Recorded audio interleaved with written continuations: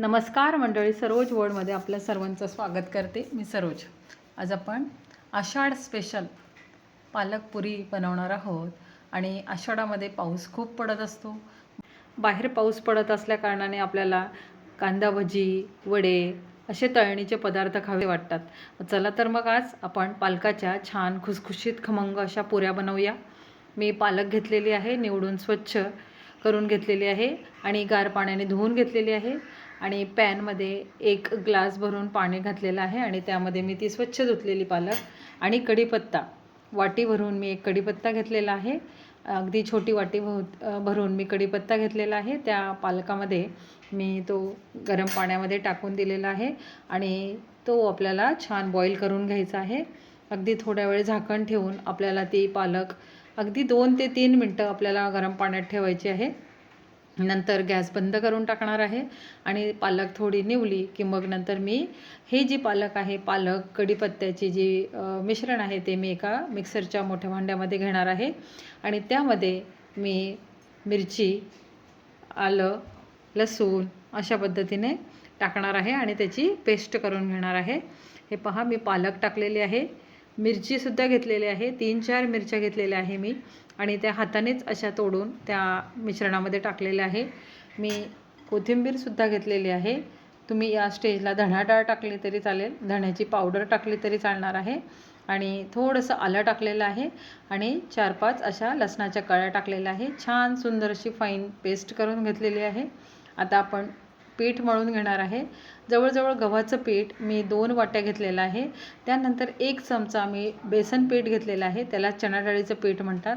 आणि 1 चमचा मी रवा घेतलेला आहे, जाड रवा घेतलेला आहे. आणि त्यानंतर मी मीठ टाकलेलं आहे. मीठ टाकून झाल्यानंतर मी त्यामध्ये तीळ घातलेली आहे आणि हिंग देखील चवीला घातलेला आहे आणि थोडासा ओवा हातावर घेऊन क्रश करून त्यामध्ये पिठामध्ये टाकून दिलेला आहे. त्यानंतर थोडं गार तेल मी चमचाभर घेऊन त्या पिठामध्ये टाकलेलं आहे आणि ते जे मिश्रण आहे ते मी हातांनी ढवळून हलवून मी ते जे आपण मिक्सरच्या भांड्यामध्ये काढून घेतलेली आहे पालकची पेस्ट, ती या पिठामध्ये मिक्स करणार आहोत आणि आपण कणिक मळतो त्याप्रमाणे छान तेल टाकून आपण असा जो डो आहे तो डो तयार करून घ्यायचा आहे. तेल टाकून छान मळू द्यायचं आहे. 10 ते 15 मिनटं आपल्याला याला रेस्ट करायला ठेवायचं आहे, कारण आपण यात रवा घातलेला आहे. रवा फुलायला थोडासा 10-15 मिनटं आपण देणार आहोत आणि आता झाकून ठेवणार आहोत. तोपर्यंत आपण चटणीची तयारी करणार आहोत. पालक पुरीबरोबर खाण्यासाठी चटणी करण्यासाठी आपण डाळ घेतलेली आहे. ही फुटाण्याची डाळ आहे. त्यामध्ये आपण जिरं घेतलेलं आहे चुटकीभर, थोडीशी कोथिंबीर घेतलेली आहे धुवून आणि 8-10 लसणाच्या कळ्या घेतलेल्या आहे, अगदी बारीक कळ्या आहेत त्या. आणि थोडासा आल्याचा तुकडा जो खिसून घेतलेला आहे तो घेतलेला आहे. थोडी कसुरी मेथी मी टाकलेली आहे. चटणीमध्ये खूप सुंदर सुगंध येतो, तुम्ही टाकून बघा. आणि 2-3 हिरव्या मिरच्या मी तुकडे करून टाकलेल्या आहे. यामध्ये मी कढीपत्ता टाकत आहे. कढीपत्त्याचा मी भरपूर प्रमाणामध्ये वापर करते आणि मीठ टाकलेलं आहे. कढीपत्ता अंगणामध्येच असल्या कारणाने मी जेवणात खूप कढीपत्त्याचा वापर करते. हे पहा, मिश्रण मी मिक्सरच्या भांड्यामधून ग्राइंड करून घेतल्यानंतर आता आपल्याला याला फोडणी द्यायची आहे. फोडणीसाठी मी तेल गरम करून ठेवलेलं आहे.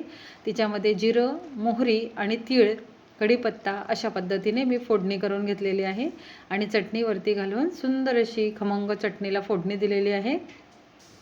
आता आपण जे पालकचा जो आपण गोळा भिजवून ठेवलेला आहे त्याचे आपण निंबा एवढे गोळे तयार करून घेतलेले आहे. त्याला थोडीशी तीळ लावून आपल्याला पुरी लाटून घ्यायची आहे.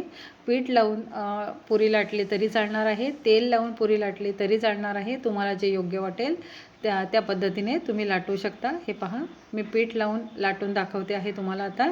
आता पुरी कशी लाटायची ते मी तुम्हाला आता इथं सांगणार आहे. पुरी जर तुम्ही बारीक आणि पतली आणि पातळ अशी लाटली तर ती तळून झाल्यानंतर ना पापडासारखी कुडकुडीत होते. आणि जर आपण खमंग, खुसखुशीत आणि टम्म फुगलेली पुरी जर आपल्याला हवी असेल तर जाड अशी पुरी आपल्याला लाटावं लागणार आहे. एक एक करून आता मी अशा पुऱ्या लाटून घेणार आहे. अगदी बारीक न करता मला तुडुंब फुगलेल्या पुऱ्या हव्या आहेत.